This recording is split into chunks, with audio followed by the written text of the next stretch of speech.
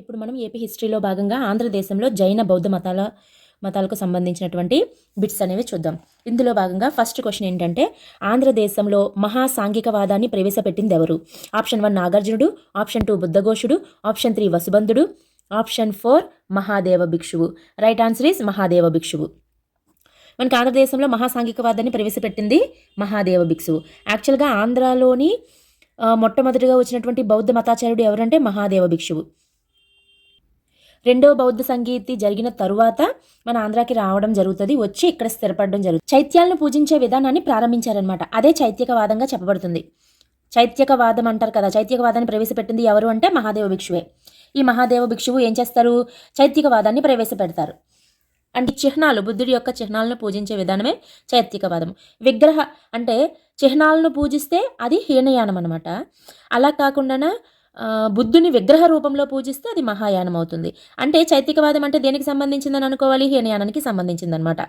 So next మిగతా 3 options కనుక మనం చూసుకున్నట్లయితే ఆచార్య నాగార్జునుడు శాతవాహనుల కాలంలో మనకి బాగా ఫేమస్ అయినటువంటి బౌద్ధ మతాచార్యుడు ఆచార్య నాగార్జునుడు. ఇతను నాగార్జున కొండలో ఇతని కోసం యజ్ఞశ్రీ శాతకర్ణి మనకి పార్వత విహారాన్ని కూడా నిర్మించడం జరుగుతుంది. ఇతను రాసినటువంటి చాలా రచనలు చాలా ఫేమస్ అయినవి కూడా ఉంటాయి. నెక్స్ట్ బుద్ధఘోషుడు అనే వ్యక్తి కూడా మనకి బౌద్ధ మతాచార్యుడు అనమాట. వీళ్ళందరూ బౌద్ధ మతానికి సంబంధించినటువంటి వ్యక్తులే. ఇతను బుద్ధఘోషుడు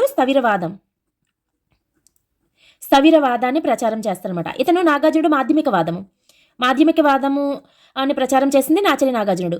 బుద్ధఘోషుడు స్థవిరవాదాన్ని. వసుబంధుడు అనేటప్పటికీ ఇతను బౌద్ధ నిఘంటు అయినటువంటి అభిధమ్మ ఘోష. ఇతను అభిధమ్మ ఘోష అనే బౌద్ధ నిఘంటువును కూడా రచిస్తారనమాట. బౌద్ధ నిఘంటువు అయితే ఇతను కూడా బౌద్ధ మతానికి చెందినటువంటి యోగాచారవాదాన్ని. ఇక్కడ మనకి మాధ్యమికవాదము ఆచార్య నాగార్జునుడు, బుద్ధఘోషుడేమో స్థవిరవాదము, వసుబంధుడేమో యోగాచారవాదము. సో ఇక్కడ రైట్ ఆన్సర్ ఇస్ మహాదేవ భిక్షువు.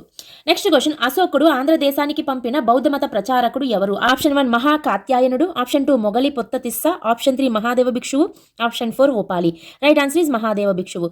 మనకి అశోకుడు మహాదేవ భిక్షువుని బౌద్ధ మతం ప్రచారం చేయడం కోసం ఆంధ్రదేశానికి పంపించడం జరుగుతుంది. ఆ తర్వాత వచ్చిన తర్వాత ఇక్కడ ప్రవేశపెట్టినటువంటి వాదం ఏదైతే ఉందో అది చైత్యకవాదంగా రూపుదిద్దుకుంటుందన్నమాట. అంటే అందులోనే అశోకుడు ఏదైతే బౌద్ధ మతాన్ని ప్రచారం చేయమని పంపిస్తాడో ఆ బౌద్ధ మతమే ఇక్కడ చైత్యకవాదంగా ప్రచారం జరుగుతుంది. నెక్స్ట్ మహాకాత్యాయనుడు, ఉపాలి అనేవాళ్ళు బుద్ధుని యొక్క శిష్యులలో చాలామంది శిష్యులు ఉంటారు. అందులోని ఉపాలి అనే వ్యక్తి, మహాకాత్యాయనుడు, వీళ్ళిద్దరు కూడా శిష్యుల్లో ముఖ్య వ్యక్తులు అనమాట. మొగలి పుత్తతిస్స అంటే మనకి 3వ బౌద్ధ సంగీతి 250 BCలో జరిగినటువంటి 3వ బౌద్ధ సంగీతి అశోకుడి యొక్క మొగలి పుత్తతిస్స అధ్యక్షుడితన జరగడం జరుగుతుందన్నమాట 3వ బౌద్ధ సంగీతి. సో ఇక్కడ రైట్ ఆన్సర్ ఇస్ మహాదేవ భిక్షువు. నెక్స్ట్ క్వశ్చన్, నాగార్జున కొండలోని వెలసిల్లిన శైలి ఏది? ఆప్షన్ 1 ఉత్తర శైలి, ఆప్షన్ 2 అపర శైలి, ఆప్షన్ 3 సిద్ధార్థిక శైలి, ఆప్షన్ 4 రాజనిధిక శైలి. అంటే మనం రాజగిరిక అంటాం కదా, రాజగిరిక అదే రాజనిధిక శైలి. ఓకే, ఇక్కడ రైట్ ఆన్సర్ ఇస్ అపర శైలి. మనకి బౌద్ధ మతాచార్యుడు అయినటువంటి మహాదేవ భిక్షువు ఇక్కడికి వచ్చి ప్రవేశపెట్టినటువంటి వాదము ఆంధ్రాలోని చైత్యకవాదం. అంటే ఏంటి? బుద్ధుని యొక్క చిహ్నాలను పూజించే వాదము చైత్యకవాదం. చైత్యములను పూజించడం జరుగుతుంది. ఆ చైత్యాన్ని పూజించేటువంటి చైత్యకవాదులు ఒక్కొక్క ప్రాంతంలో స్థిరపడిన ప్రదేశాలకు అనుగుణంగా వాటికి ఆ చైత్యకవాదులు నివసించే ప్రాంతాల ఆధారంగా వాటికి రకరకాల పేర్లు అనేవి రావడం జరిగినది. అందులో భాగంగా వచ్చినవి ఉత్తర శైలి, అపర శైలి, సిద్ధార్థిక, రాజగిరిక అండ్ పూర్వశైలి. ఇవన్నీ కూడా మనకి హీనయానానికి సంబంధించినవి అనమాట. హీనయానము అంటే బుద్ధుని యొక్క చిహ్నాలను పూజించేవి అని అర్థము. అదే బుద్ధుని విగ్రహ రూపంలో పూజిస్తే మహాయానం అవుతుంది. ఉత్తర శైలి అంటే ఏంటి? మనకి జగ్గయ్యపేట అనమాట. ఉత్తర శైలి అంటే జగ్గయ్యపేట. అదేవిధంగా అపర శైలి అంటే శ్రీపర్వతం. శ్రీపర్వతం అంటే ఏంటి? మనకి నాగార్జున కొండనే శ్రీపర్వతం అంటాం, నాగార్జున కొండ. అదేవిధంగా సిద్ధార్థిక అంటే మనకి గుడివాడ సిద్ధార్థిక. అండ్ రాజగిరిక అంటే గుంటుపల్లి అంటే రాజగిరిక. అంటే మనకి వీళ్ళ కాలంలో కొన్ని ప్రాంతాలు హీనయానానికి మహాయానానికి రెండిటికి కూడా చెందినటువంటి ప్రాంతాలు కూడా ఉంటాయి. మనం అది కూడా గమనించాలన్నమాట. సో ఇక రైట్ ఆన్సర్ ఇస్ అపర శైలి. నెక్స్ట్ క్వశ్చన్, ఆంధ్రదేశంలో హీనయాన స్థావరాలు ఏవి? ఆప్షన్ 1 అమరావతి, ఆప్షన్ 2 సాలిగుండము, ఆప్షన్ 3 గోపాలపట్నము, ఆప్షన్ డి రామతీర్థము. ఇక్కడ మనకి రామతీర్థము అనేది జైన స్థావరము, మిగతా 3 కూడా హీనయాన స్థావరాలు అనమాట. రామతీర్థం అనేది జైన మతంలోకి వెళ్ళిపోతుంది. ఈ 3 మనకి బౌద్ధ మతంలోకి వస్తాయి. అందులో కూడా హీనయాన స్థావరాలు అనమాట. ఇవన్నీ కూడా మనకి హీనయాన స్థావరాలకు వస్తాయి. So ABC is the right answer. ఇక్కడ మనం చూసుకున్నట్లయితే అశోకుడు హీనయానానికి సంబంధించినటువంటి వ్యక్తి. ఇతను స్తూపాలు నిర్మించినప్పుడు మనకి సాలిహుండం, శ్రీకాకుళంలో సాలిహుండంలో, గుంటూరులో, అమరావతిలో, తూర్పుగోదావరి జిల్లా ఆదూరులో వీటన్నిటిలో కూడా స్తూపాలు నిర్మించడం జరుగుతుంది. అంటే ఇవన్నీ కూడా మనకి హీనయాన స్థావరాలు. అందులో అమరావతి, సాలిహుండము, దీంతోపాటు గోపాలపట్నము కూడా మనకి హీనయాన స్థావరాలు అనమాట. రామతీర్థం అనేది మనకి జైన స్థావరం అవుతుంది. సో ఇక్కడ ABC is the right answer. Next question, ఆంధ్రదేశంలో మహాయాన స్థావరము. Option 1 Dharanikota, option 2 Nagarjunakonda, option 3 Guntupalli, option 4 Jaggayyapeta. ఇక్కడ మనకి చూసుకున్నట్లయితే రైట్ ఆన్సర్ ఏంటి? నాగార్జునకొండ. నాగార్జునకొండ అన్న శ్రీపర్వతం అన్న మనకి ఇదే వస్తుందన్నమాట.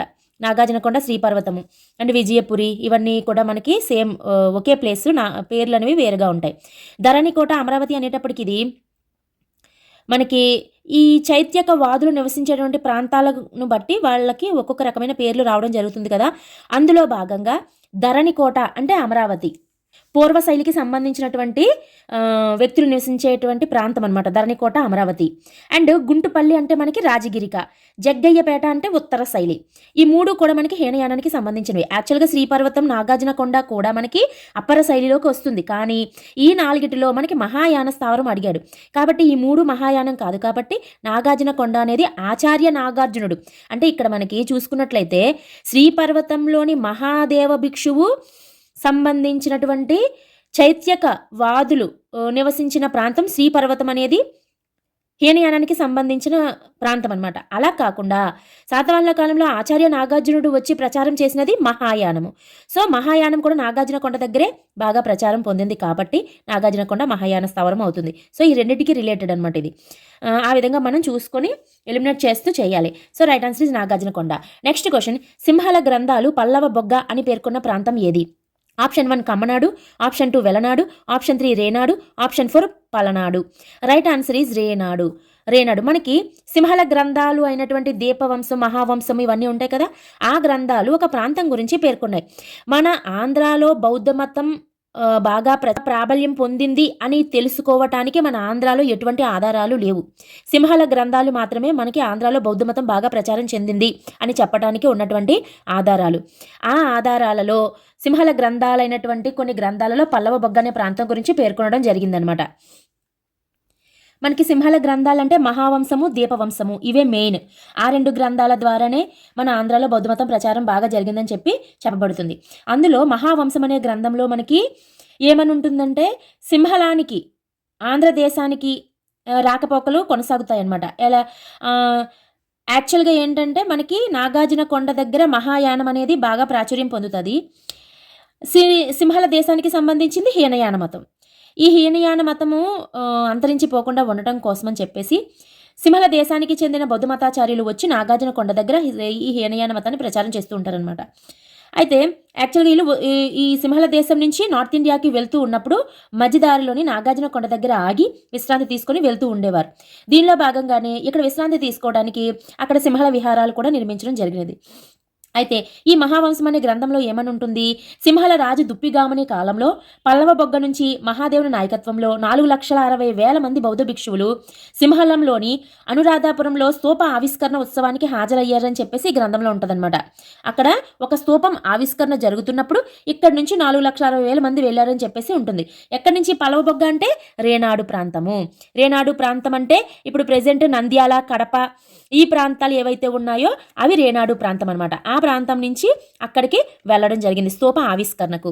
మరి మిగతా ప్రాంతాలు చూస్తే వెలనాడు. వెలనాడు అంటే ఏంటి? కృష్ణా పెన్నా రివర్ మధ్య ప్రాంతాల్లో ఉన్నటువంటి కృష్ణా పెన్నా రివర్ మధ్య భాగం ఏదైతే ఉందో అది వెలనాడు అని చెప్పబడుతుంది. అండ్ కమ్మనాడు అంటే మనకి తెలిసిందే కదా, గుంటూరుని కమ్మనాడు అని అంటూ ఉంటాం. కమ్మరాష్ట్రం అంటాం కదా, కమ్మరాష్ట్రం అంటే గుంటూరు. మనకి బ్రిటిష్ వారి కాలంలోని చిట్ట చివరిగా ఆక్యుపై చేసుకున్నటువంటి ప్రాంతం ఏది అంటే ఈ గుంటూరు అనేది మనకి హైదరాబాద్లోని పరిపాలకుల్లోని లాస్ట్ వ్యక్తి దగ్గర ఈ గుంటూరు ఉన్నప్పుడు లాస్ట్లోని ఆక్యుపై చేసుకోవడం జరుగుతుందన్నమాట. నెక్స్ట్ క్వశ్చన్, అశోకుని తర్వాత ఆంధ్రదేశంలో జైన మతాన్ని పునరుద్ధరించడానికి ప్రయత్నించిన దేవరు? ఆప్షన్ 1 బృహద్రుదుడు, ఆప్షన్ 2 దశరథుడు, దశరథుడు, ఆప్షన్ 3 జలేకుడు, option 4 Samprati. Right answer Samprati. Samprati అంటే ఎవరు? మనకి అశోకుని యొక్క మనవడు అనమాట సంప్రతి. అశోకుడు బౌద్ధ మతంలోని హీనయాన శాఖకు సంబంధించినటువంటి వ్యక్తి అయితే సంప్రతి జైన మతాన్ని పునరుద్ధరించడానికి ప్రయత్నించినటువంటి వ్యక్తి అనమాట. So right answer is Samprati. Next question, Kannada కవిత్రయంగా ఎవరిని పేర్కొంటారు? ఆప్షన్ 1 పంపడు, ఆప్షన్ 2 రన్నడు, ఆప్షన్ 3 పొన్నడు, ఆప్షన్ డి బద్దెగా. అందులో ఆప్షన్ 1 ఏంటి? BCD, second option ABC, option 3 ACD, option 4 ABCD. Right answer is ABC. మనకి కన్నడ కవిత్రయంగా పంపడు, రన్నడు, పొన్నడు వీళ్ళ ముగ్గురిని కన్నడ కవిత్రయం అని చెప్పడం జరుగుతుంది. So right answer is ABC. కవిత్రయాలు వచ్చేటప్పటికి మనకి కన్నడ కవిత్రయం ఉంటుంది, పండితత్రయం ఉంటుంది. ఇవన్నీ కూడా త్రయాలు అనేవి బాగా మనము గుర్తుంచుకోవాల్సిన టాపిక్ ఇది. ఇంకా శివ కవిత్రయం అంటే ఎవరు? పాల్కురికి సోమనాథుడు అండ్ నన్నె చోడుడు, మల్లికార్జున పండితుడు. ఈ ముగ్గురు కలిపితే మనకి శివ కవిత్రయము అంటారు. పాల్కురికి సోమనాథుడు, నన్నెచోడుడు, మల్లికార్జున పండితుడు శివ కవిత్రయము. అదేవిధంగానే పండితత్రయము ఇంకొకటి ఉంటుంది, పండితత్రయం అంటే ఎవరు వస్తారు? మల్లికార్జున పండితుడు, శ్రీపతి పండితుడు, శివలెంక మంచెన.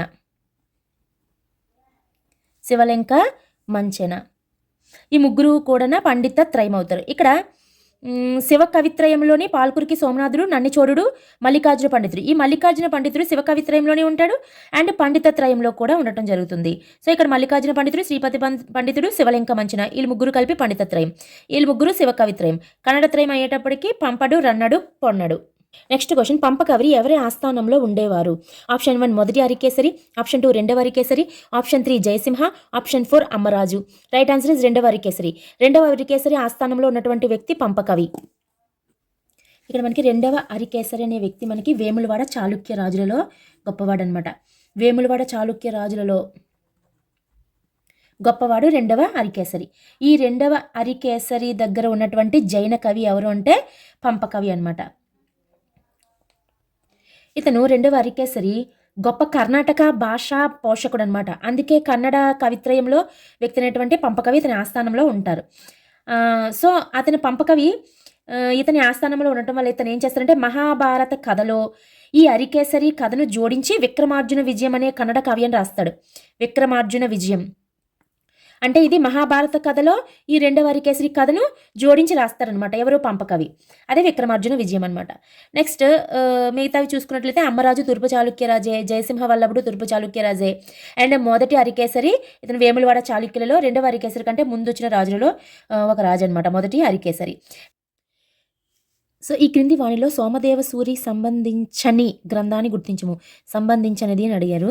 ఆప్షన్ 1 యశస్ తిలక, ఆప్షన్ 2 నీతి కావ్యామృత, నీతి కావ్యామృత, ఆప్షన్ 3 యుక్తి చింతామణి, ఆప్షన్ 4 ఆయన సారము. రైట్ ఆన్సర్ ఈజ్ ఆయన సారం అనేది సోమదేవ సూరికి సంబంధించని గ్రంథం, సంబంధించినది కాదనమాట. యాక్చువల్గా ఏంటి, సోమదేవ సూరి అనే వ్యక్తి మనకి వేములవాడ చాళుక్య రాజు రెండవ హరికేసరి ఉన్నారు కదా, ఈ రెండవ హరికేసరి అతని తర్వాత అతని దాయాది అయినటువంటి బద్దెగను రాజును చేస్తారనమాట. బద్దెగను ఎవరు తర్వాత? రెండవ హరికేసరి తర్వాత రాష్ట్ర కూటుల్ని ఓడించడమే కాకుండా బద్దెగను రాజునిగా చేస్తాడు. అయితే ఈ బద్దెగ అతను ఒక జైన దేవాలయాన్ని నిర్మిస్తాడు. అదే సుభదామ జైన దేవాలయం. ఆ దేవాలయంలో ప్రధాన ఆచార్యుడిగా నియమించినటువంటి వ్యక్తి సోమదేవ సూరి అనమాట. ఇతని రచనలు మనకి యశస్ తిలక సోమదేవ సూరి రచనే, నీతి కావ్యామృత, యుక్తి చింతామణి, ఇంకొకటి ఉంటుంది యశోధన మహారాజు చరిత్ర. ఈ 4 కూడా సోమదేవ సూరి యొక్క రచనలు అంటే గ్రంథాలు. ఇతనికి బిరుదులు కూడా ఉంటాయి ఆ కాలంలో. అదే సాద్వాదల చాలసింహ, తార్కిక చక్రవర్తి, కవికుల రాజు అని. ఈ రచనలు, ఈ 4 గ్రంథాలు రచించింది సోమదేవ సూరి అనమాట. ఆ తర్వాత బద్దెగ తర్వాత వచ్చింది మూడవ హరికేసరి. ఈ మూడవ హరికేసరి ఒక గ్రామాన్ని దానం చేస్తూ సోమదేవ సూరికి ఒక శాసనం కూడా వేయిస్తారు. అదే పబ్బ అనే శాసనం వేయించడం జరుగుతుందనమాట. పబ్బ అనే శాసనం ఎవరిది అంటే సోమదేవ సూరికి సంబంధించినదే. ఇది మూడవ హరికేసరి వేయిస్తాడు.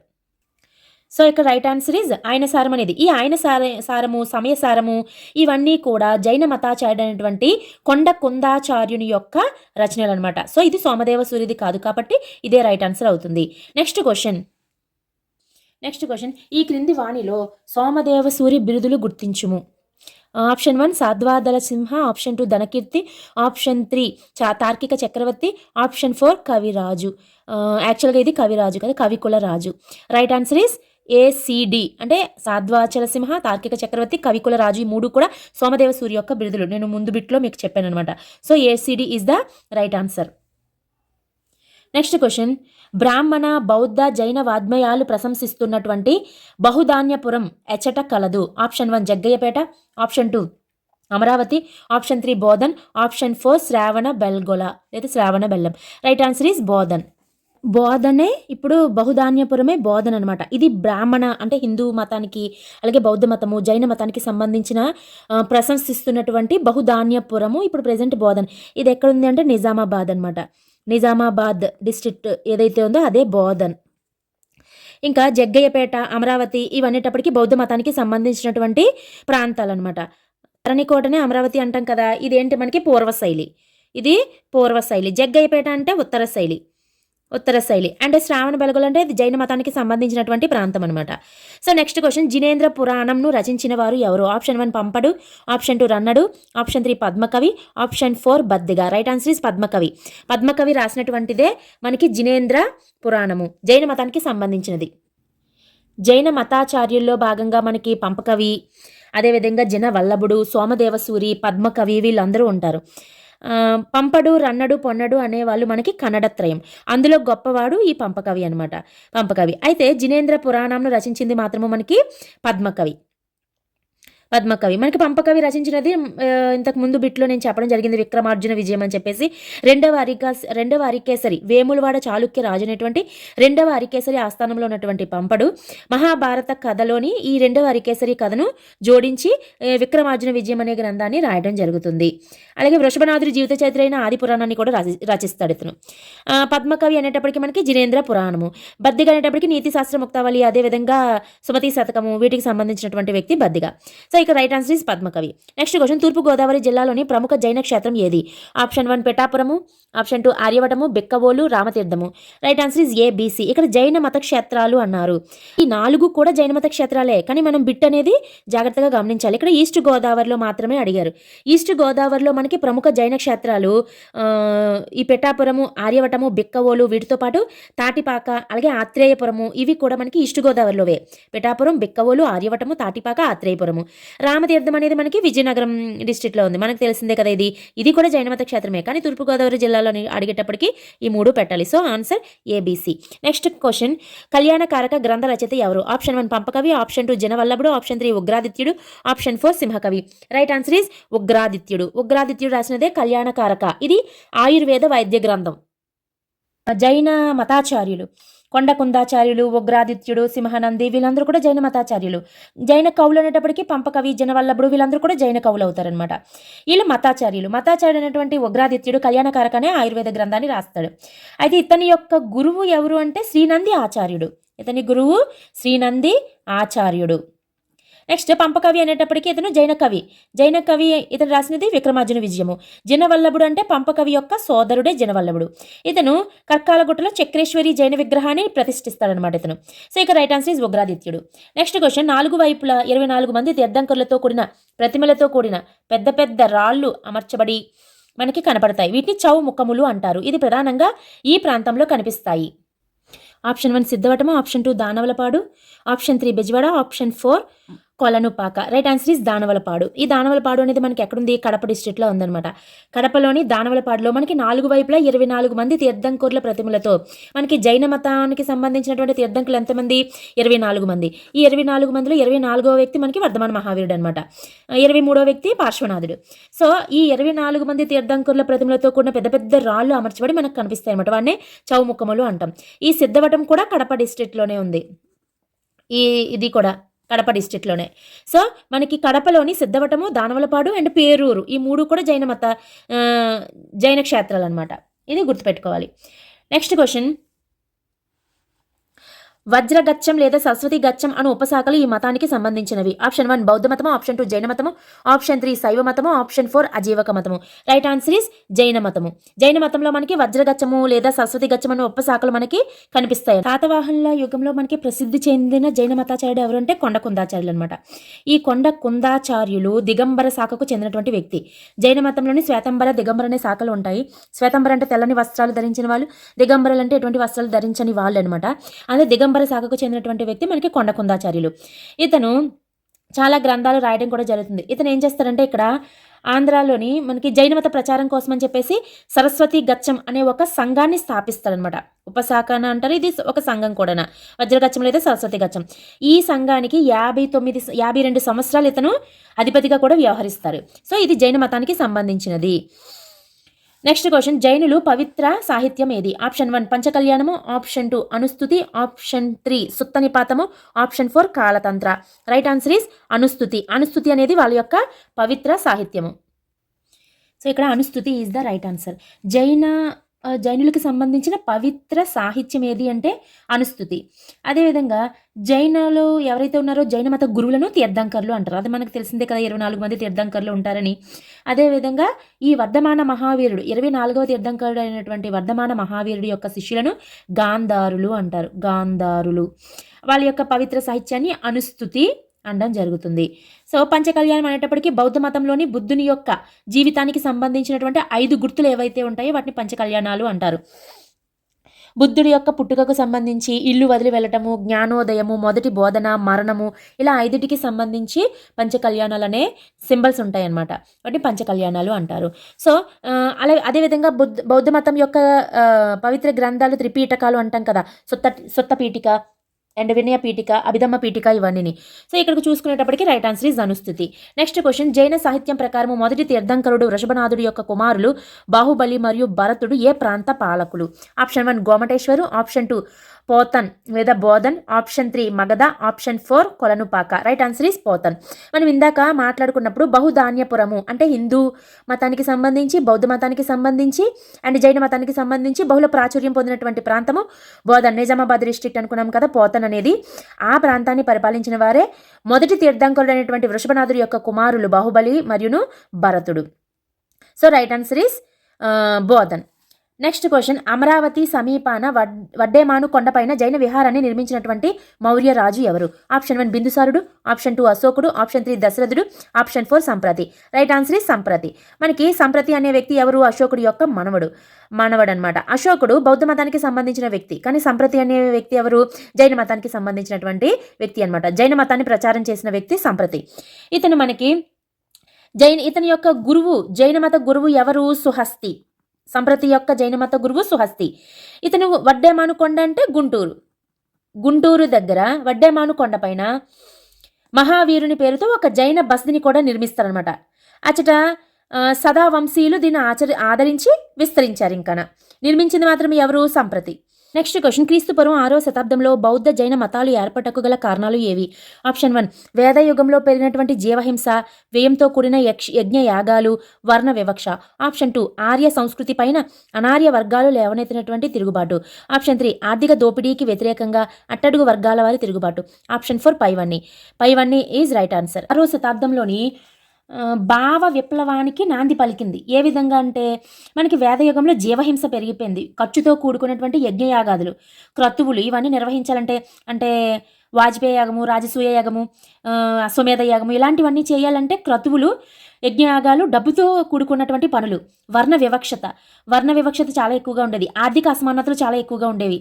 పేదవాళ్ళు చాలా ఎక్కువగా ఉండేవారు. ఇలాంటి తదితర అంశాలపైన కొత్త ఆలోచనలతో వచ్చింది ఈ భావ విప్లవం అనమాట. ఈ భావ విప్లవానికి నాంది పలికింది ఈ కాలంలో.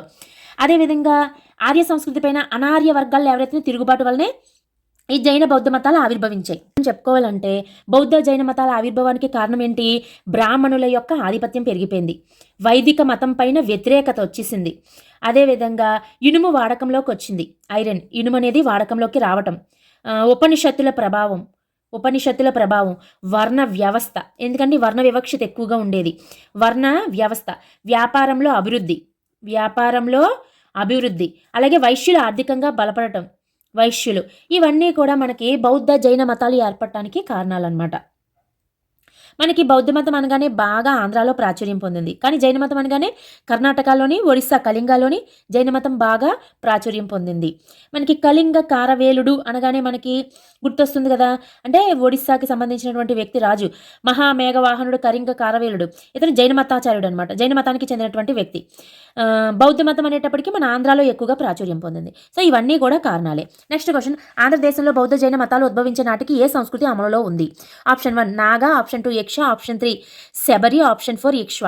And right answer is A B C. యక్షులు, శబరులు వీళ్ళ ముగ్గురు సంస్కృతి కూడా మనకి అమలులో ఉంటుందన్నమాట. అప్పుడు ఆ కాలంలోనే బౌద్ధ మతాచార్యుడైనటువంటి మహాదేవ భిక్షువు ఆంధ్రాకు వచ్చి నాగజాతి వారిని బౌద్ధులుగా మార్చి వారి సహాయంతోనే, ఈ నాగుల యొక్క సహాయంతోనే బౌద్ధ మతాన్ని మనకి ధరణికోట, అమరావతి నుంచి నాగార్జునకొండ శ్రీపర్వతం వరకు కూడా విస్తరించినట్లుగా మనకి తెలియజేస్తుందన్నమాట. అదేవిధంగా ఈ నాగులు ఎవరైతే ఈ బౌద్ధ మతంలోకి మారారో, ఆ బౌద్ధ మతంలోకి మారినట్లుగా, బౌద్ధ మతాన్ని స్వీకరించినట్లుగా తెలియజేసే బౌద్ధ మత గ్రంథాలైతే గండవ్యూహ అండ్ శ్రీరంగ. గండవ్యూహ అండ్ శ్రీరంగ ఈ బౌద్ధ మత గ్రంథాలు మనకి నాగులు బౌద్ధ మతంలోకి మారినట్లుగా తెలియజేస్తుంది. ఇదే విధంగా ఈ నాగులు గుంటూరులో పల్నాడులోని వీళ్ళ వల్లే, ఈ నాగుల వల్లే పల్నాడులోని ఏరుకు నాగులేరుని పేరు వచ్చిందని కూడా మనం చెప్పుకోవడం జరుగుతుంది. ఈ నాగులలో రాజైనటువంటి నాగ అశోకుడు ఎవరైతే ఉన్నారో, ఈ నాగ అశోకుడి సహాయంతోనే మహాదేవ భిక్షువు ధరణికోటలో అంటే అమరావతిలో బౌద్ధ స్తూపాన్ని నిర్మించినట్లుగా కూడా మనకి, అమరావతి స్తూపం ఏదైతే ఉందో ఆ స్తూపాన్ని నిర్మించినట్లుగా మనకి బౌద్ధ సాహిత్యం చెప్తుంది. నెక్స్ట్ యక్షులు శబరులకు వచ్చేటప్పటికి మనకి బట్టిప్రోలులోని యక్షరాజులు సవరుడు, కుబేరుడు అనే రాజులు ఉంటారు, యక్షరాజులు మనకి అక్కడ గుంటూరులోనే బట్టిప్రోలులో. వీళ్ళు బౌద్ధ మతాన్ని స్వీకరించినట్లుగా గుంటూరులోనే మనకి ఒక స్తూపాన్ని నిర్మించారు. అదే ఏది బట్టిప్రోలు స్తూపం అనమాట. గుంటూరులోని బట్టిప్రోలు స్తూపాన్ని, బౌద్ధ స్తూపాన్ని నిర్మించారనమాట. ఇది ఆంధ్రాలో అతి ప్రాచీనమైన బౌద్ధ స్తూపం అనమాట. అంటే యక్షుల రాజైనటువంటి సవరుడు, కుబేరుడు.